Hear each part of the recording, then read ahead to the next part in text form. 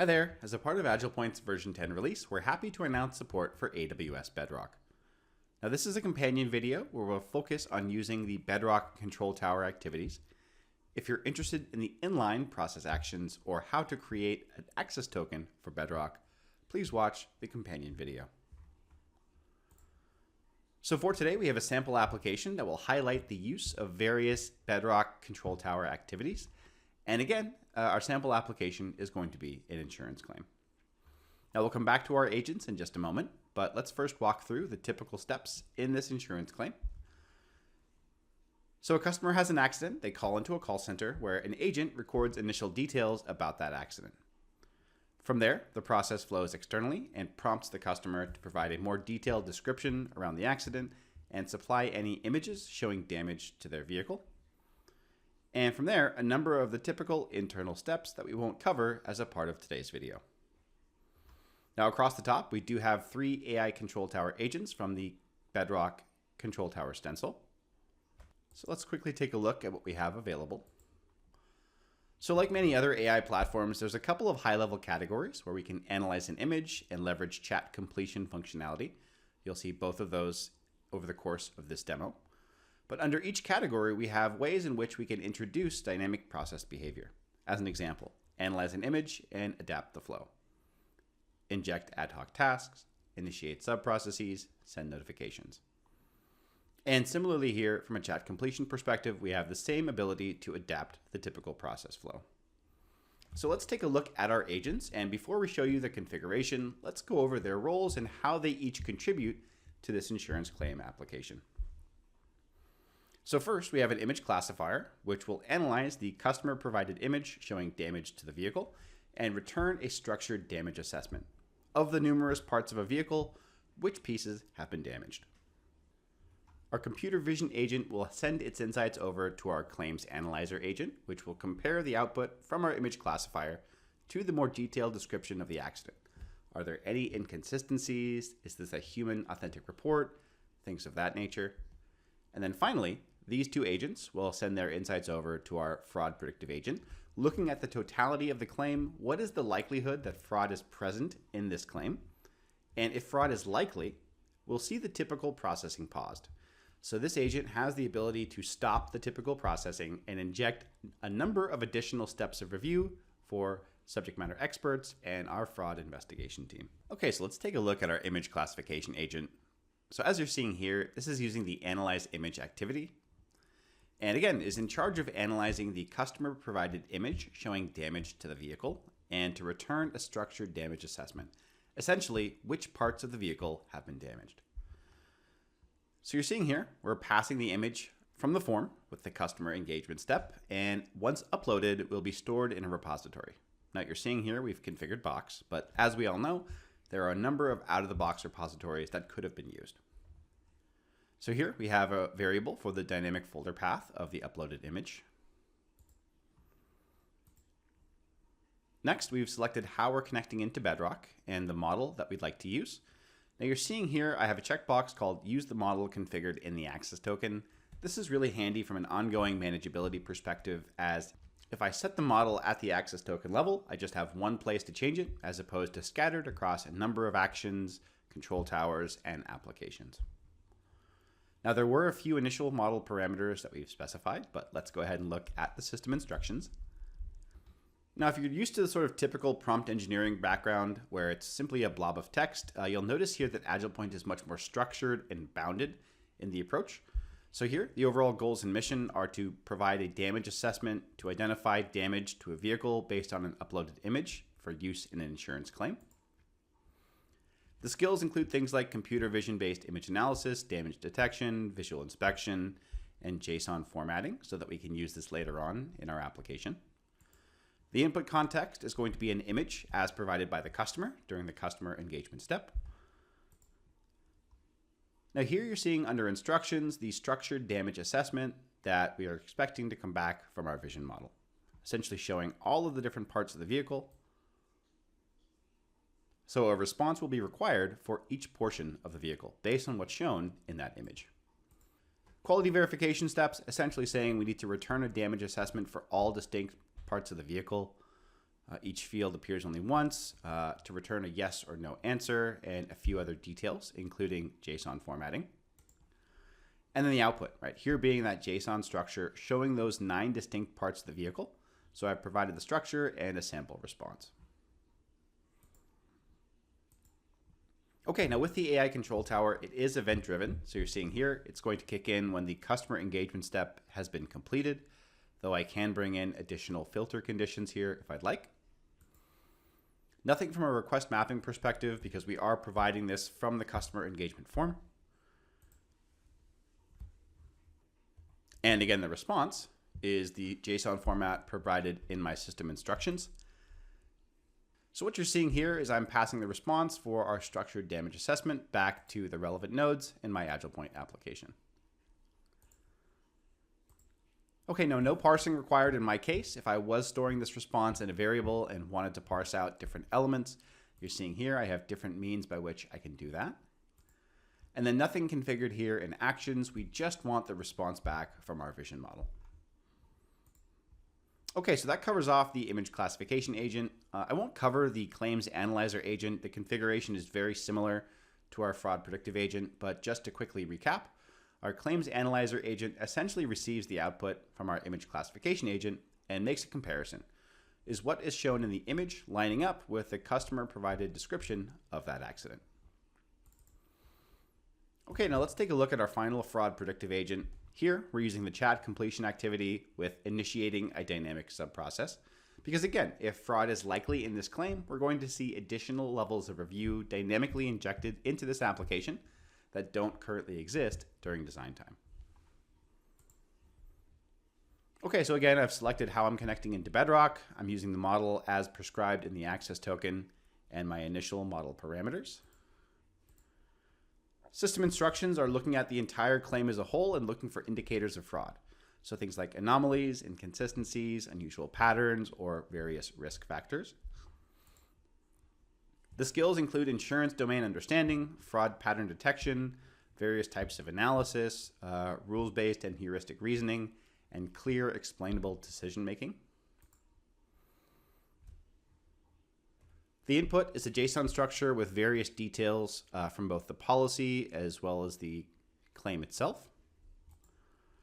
Various instructions, quality verification, essentially ensuring that we must make decisions based on what is visible in the claim, making no assumptions, things of that nature, and to maintain consistent logic from one claim to another. And then the output here being a JSON structure.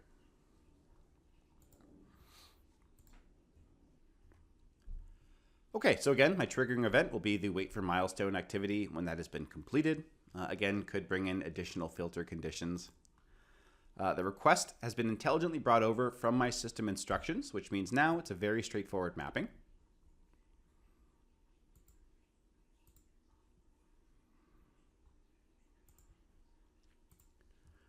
All right, now the response, we're bringing back a few things. We're bringing back a fraud prediction and a probability. Again, no parsing required. And then the actions. So here, when fraud is likely, we're going to dynamically invoke a subprocess, again, that brings in additional levels of review for our fraud team. But let's go ahead and look at the guardrails and rules that we've set up as to when we'd like that invoked. So those values coming back from Bedrock were the fraud prediction and the probability. So when the prediction equals fraud and the probability is greater than 50%, or when that human authentic report is shown to be false. In other words, maybe an LLM submitted this claim, or when there are key conflicts, as an example, between what is shown in the image and the description provided by the customer. So when those conditions are met, we'll go ahead and dynamically invoke that subprocess that brings in additional levels of review for our fraud team. Okay, so with that, let's go ahead and run the application. Okay, so we're going to open up a new claim by first retrieving the customer's details. We'll select their policy ID, the vehicle involved in the accident, and the driver's name. We'll capture initial details about the accident, the third party involved, witnesses. We'll retrieve prior claim history, And lastly, leave a comment to open up our new claim.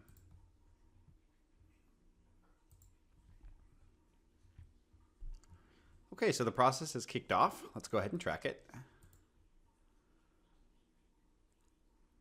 So now we're sitting with the customer engagement step. So I'll move into my inbox where I have a task to provide a more detailed accident description and an image showing the damage to the vehicle.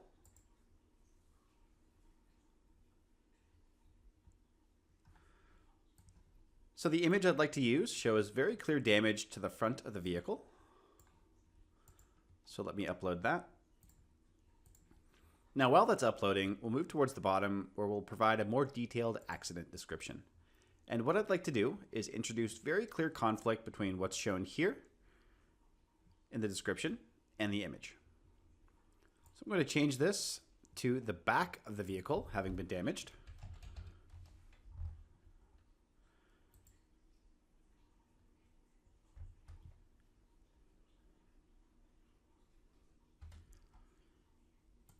Okay, so as you're seeing here, I've just moved back into our process tracker and we have indicators for each of our respective agents having been invoked. Now, as you're seeing, the typical next step in this application would be with the claims handler.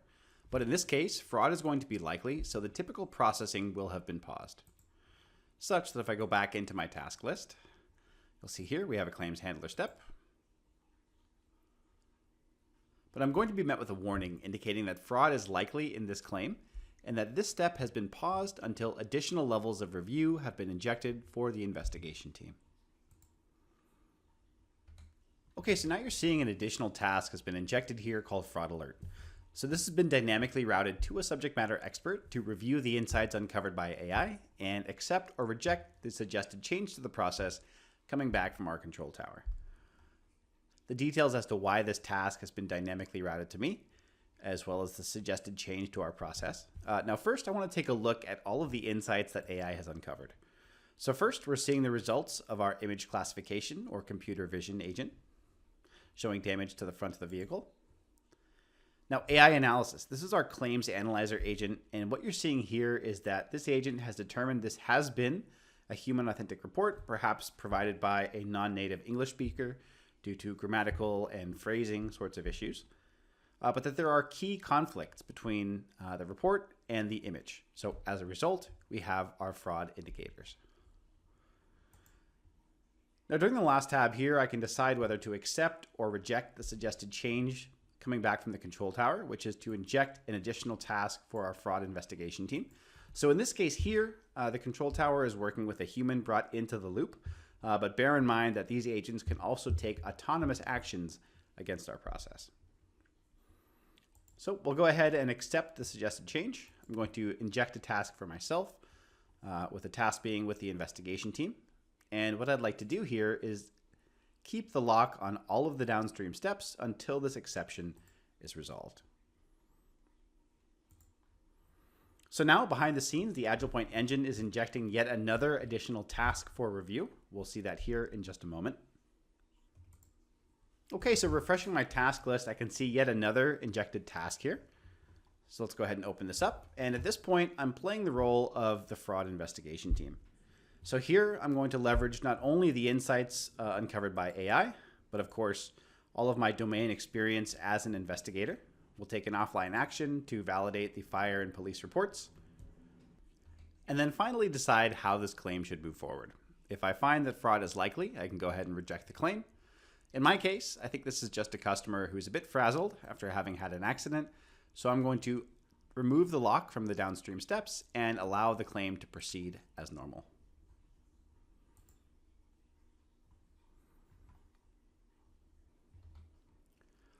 Okay, now in closing here, I do want to highlight how AgilePoint can help us understand both visually and textually all of the actions that are taken by an AI control tower agent. So first, I'm moving into AgilePoint's Manage Center, where, as you know, we have a textual audit trail for system actions, human actions, and of course, AI control towers. So you're seeing a dedicated tab here with the 3 agents that are a part of this application. Now, if we were to take a look at our fraud predictive agent, what you're seeing here is all of the context, the input, output parameters, essentially the reasoning as to how and why an agent took action against my application. Now, this is obviously very handy from an ongoing auditing perspective or model retraining. So you're seeing this here presented in a textual format. But from within the process monitor itself, AgilePoint also has the adaptive orchestration monitor. So in this case here, being presented as a visual audit trail. And again, all of the actions, context, output, all shown here in visual format. Okay, so with that, that's going to conclude the content for this video. Thank you so much for watching. I hope this gives you a better understanding of how to leverage Bedrock control towers as a part of this sample application and monitor, observe, and audit all of the actions that such an agent might take in an application.